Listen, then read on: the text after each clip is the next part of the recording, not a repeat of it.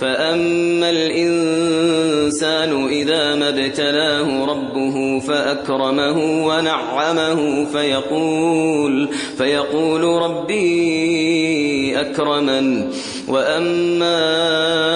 إذا ما ابتلاه فقدر عليه رزقه